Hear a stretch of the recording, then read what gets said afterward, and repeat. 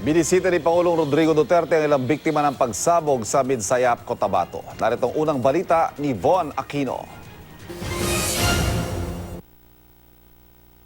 Alas 9:30 ng gabi ng Sabado habang nagaganap ang Christmas Eve Mass sa Santo Niño Church sa Midsayap, North Cotabato, biglang nagkaroon ng pagsabog malapit sa simbahan. 18 sugatan sa pagsabog na itinakbo sa ospital. Kwento ng biktimang si Chase Rosete, hinihintay nila ng kanyang anak ang kanyang mister na susundo sa kanila nang mamataan niya ang isang lalaking lumapit sa police mobile na nakaparada malapit sa simbahan. Doon may nakita kong lalaki isa, pero hindi ko namukaan yung ang mukha. Tapos mga 5 minutes, lumakad siya papuntang kanto. Tapos after 5 minutes na naman, doon sumabog na po yung bomba. Matapos ang pagsabog, dito na raw niya naramdaman ang sakit sa kanyang binti na tinamaan na pala dahil sa pagsabog. Nagkahiwalay pa raw sila ng kanyang anak bago siya madala sa ospital ng mga pulis. Hindi ko na inisip yung sarili ko. Inisip ko yung mga kapakanan ng anak ko ba. Pasalamat na ako, ganito lang nangyari.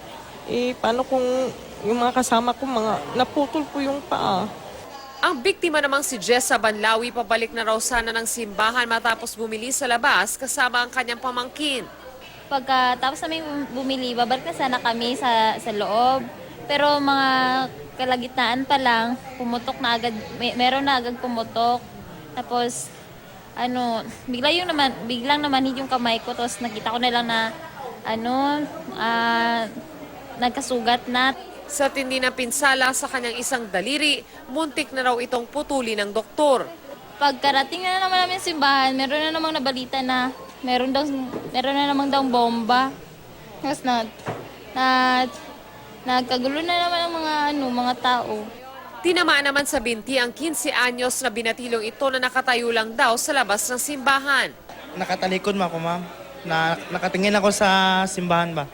Tapos bumigla lang nagsabog yung sa likod namin. Sa stress to. Tapos tamaan po ako, ma'am. Bakas pa sa bahagi ito ng kalsada ang tindi ng pagsabog. Ang ilang establishmento na malapit sa lugar, tinamaan din. Kahapon sa mismong araw ng Pasko, binisita sila sa ospital ni Pangulong Rodrigo Duterte.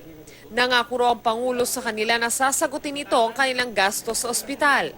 Naka-overwhelm kasi binisita niya kami dito kahit busy siya. Maraming salamat, President. Sana po i-secure mo po lahat ng tao para po sa kinabukasan ng mga tao dito sa buong Midsayap. Itong unang balita sa Midsayap, North Cotabato, Von Aquino reporting.